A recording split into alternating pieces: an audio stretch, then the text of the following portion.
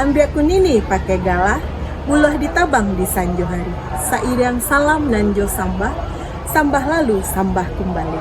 Saya Luciana Megasari dari TK Yari School, Padang, Sumatera Barat. Kurikulum menjadi hal yang sangat penting. Tanpa adanya kurikulum yang tepat, para peserta didik tak akan memperoleh target pembelajaran yang sesuai. Seiring berkembangnya zaman, kurikulum pun terus mengalami perubahan dan semuanya disesuaikan dengan kebutuhan peserta didik di eranya masing-masing. Adanya kurikulum merdeka yang lebih berfokus pada pengembangan potensi anak, proses pembelajaran yang juga diharapkan bermakna dan menyenangkan. Kami dari TK Yari School juga menerapkan kurikulum merdeka di sekolah dan didukung penuh oleh semua pihak. Dikarenakan masih kurang optimalnya penerapan di sekolah, terutama dalam proses pembelajaran yang lebih bervariasi, beragam, dan berinovasi. Dalam hal ini, para guru menjadi tumpuan kita untuk mempersiapkan anak-anak sehingga guru harus mampu menciptakan kualifikasi yang sesuai kepada didikannya agar mampu menerapkan kurikulum merdeka ini. Supaya dapat meningkatkan pembelajaran yang lebih berkualitas dengan guru serta mereka tidak merasa diperintah dan digurui, maka strategi ini lah yang dipakai, yaitu strategi parang basi dalam pengoptimalisasian implementasi kurikulum merdeka di TK Yari School. Strategi parang basi ini adalah singkatan dari pahami, rangkul, kembangkan, dan kolaborasi. Parang basi juga berasal dari bahasa Minang yang artinya bilah tajam terbuat dari besi, di mana kalau tidak ada yang mengasah bilah itu tidak akan tajam dan tidak bisa digunakan. Tapi kalau ada yang bisa mengasah pastinya akan tajam dan dapat digunakan dengan baik. Melalui strategi ini, maka saya bersama guru melakukan penerapan kurikulum merdeka dalam proses pembelajaran agar lebih bagus lagi. Dimulai dengan pahami, dengan mengenali di mana saya harus lebih mengenal secara mendalam, juga harus melakukan asesmen kepada guru apa kelebihan dan kekurangan yang dimiliki dalam berbagai bidang. Dengan memahami potensi yang dimiliki, saya bisa merangkul guru-guru dengan melakukan diskusi secara individu atau kelompok melalui percakapan langsung dan tidak langsung. Topik yang saya tanyakan tentang seni, intelektual, bahasa, dan ilmu teknologi yang dimiliki. Melalui berbagai diskusi dua arah yang kita lakukan, maka semuanya dapat terlaksana dengan baik. Guru-guru secara bebas dan langsung menyampaikan kelebihan dan kekurangan yang dimilikinya, karena untuk mengetahui potensi yang dimiliki penting sekali untuk mengetahui keduanya agar mempermudah untuk mencapai tujuan. Di mana nantinya kekurangan itu juga kita atasi dengan mau belajar dan mengembangkan kelebihan yang dimiliki guru. Melalui strategi ini, ada guru yang mahir di bidang seni, seperti melukis, menari, dan menyanyi, serta dalam ilmu teknologi dan beberapa bidang lainnya. Setelah mengenali, dan saya juga bisa memetakan potensi yang mereka miliki, kalau tidak mereka kembangkan, maka akan berjalan di tempat. Menggali potensi guru akan menjadi orang yang lebih maju serta mempunyai kebiasaan baik dan pengulangan yang konsisten. Bagi yang pandai di bidang seni, mereka akan menyalurkan bakatnya kepada anak dan juga kepada guru.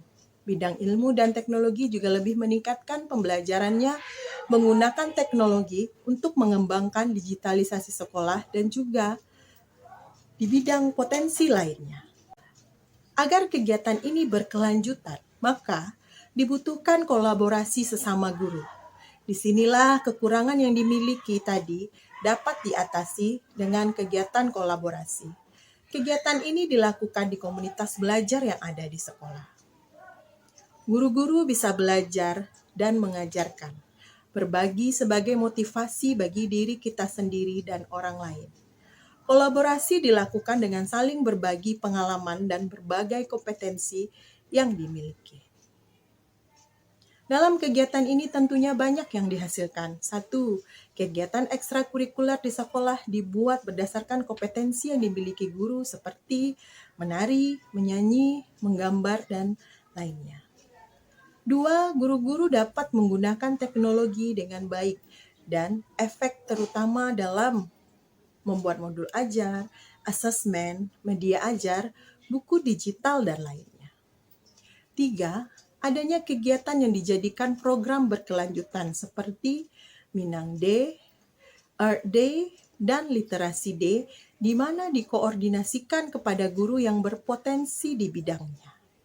4. Pembelajaran yang menarik dan menyenangkan bagi anak dengan bekerja sama mencari media ajar dengan berbagai bahan seperti bahan ajar yang dibuat guru, media Luspar, dan lain-lainnya. 5. Saling berbagi informasi dan menguatkan dalam kegiatan evaluasi dan refleksi. Sebagai makhluk zon politikon, kita tidak bisa hidup sendiri. Begitupun dalam menghadirkan pendidikan yang lebih baik, kita butuh kerjasama dengan orang lain. Dan di sekolah, orang terdekat yang bisa kita ajak kerjasama adalah rekan sejawat. Nah, kolaborasi di sini membantu saya sebagai guru untuk berdiskusi, memikirkan ide-ide baru untuk menghadirkan pembelajaran berdiferensiasi yang beragam.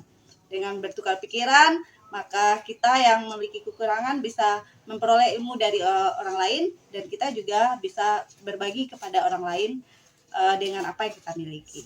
Laksanakan pembelajaran berdiferensiasi, menciptakan pembelajaran yang menyenangkan bagi anak, sesuai dengan minat, bakat, dan kebutuhan anak. Untuk selanjutnya, saya akan selalu konsisten untuk menjalankan apa-apa yang telah baik yang telah saya lakukan sebelumnya.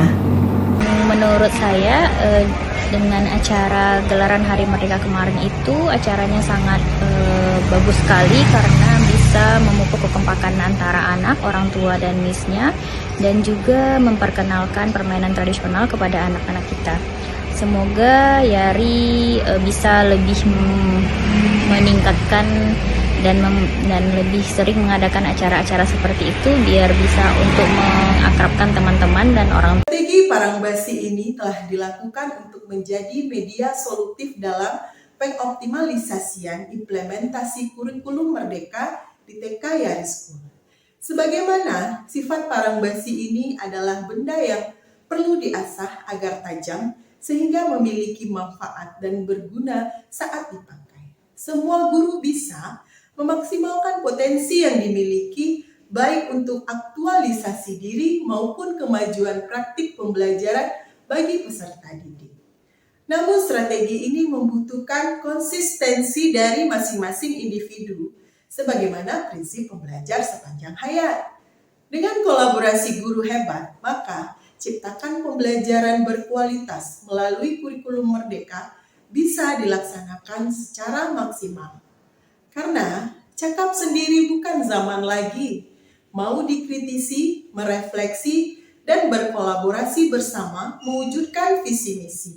Guru senang menjalani profesi, anak-anak pun akan belajar dengan senang hati. Mari bergerak, tergerak, dan menggerakkan. Suksesnya PAUD, suksesnya bangsa, suksesnya dunia.